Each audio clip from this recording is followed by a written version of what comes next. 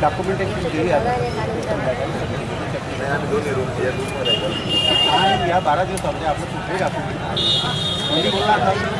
अशा शाळेला मार्गांचा अवलंब न करता आपण साधे सरळपणे मीटिंग घेऊन त्यावरती ठोस असा काय मार्ग निघतोय यावरती आपण साधक बाधक चर्चा करून तसा अहवाल शासनाकडे पाठविण्यासाठी कार्यकारी अभियंता यांच्याशी आपण सल्लामसलत करूया आणि आपण आपलं आंदोलन थांबवावं अशी प्रशासनाच्या वतीने मी तुम्हाला विनंती सुद्धा करू इच्छिते। आम्ही या ठिकाणी या क्षणापासून जेलभरो आंदोलन सुरू करीत आहोत।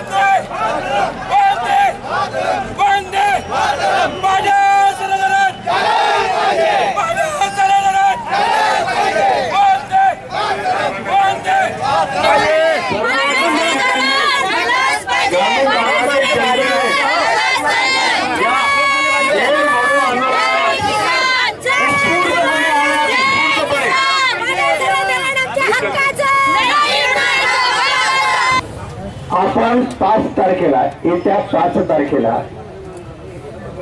आपला पाटबंधारे विभाग आणि प्रशासन यांना या सद्यस्थितीबद्दलचं आपल्याला काय माहिती आहे याबद्दल जाब विचारायला जाणार आहोत।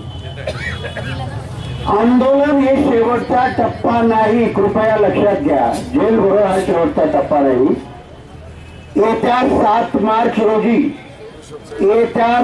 मार्च रोजी 11 वाजता प्रत्यक्ष धरणाच्या ठिकाणी जलसत्याग्रह आंदोलन राबवलं जाईल। 7 आपण प्रत्यक्ष पाण्यात जाणार आहोत आणि गुडघाभरच पाणी असं दाखवणार आहोत। त्यात आम्ही पुढून इतकं पाणी निर्माण करा जेणेकरून या धरणाची उंची वाढवा। म्हणून याच्या नंतरचा टप्पा आहे 5 तारखेला शासकीय अधिकाऱ्यांशी बोलणे, 7 तारखेचा फिक्स कार्यक्रम, 7 तारखेला 11 वाजता पाडळसरे धरणावर जाऊन त्या ठिकाणी आपण जलसत्याग्रह करीत आहोत असं मी या ठिकाणी जाहीर करतो। वेळोवेळी आपल्याला काय काय टप्पे आहेत ते सांगितलं जाईल। धन्यवाद।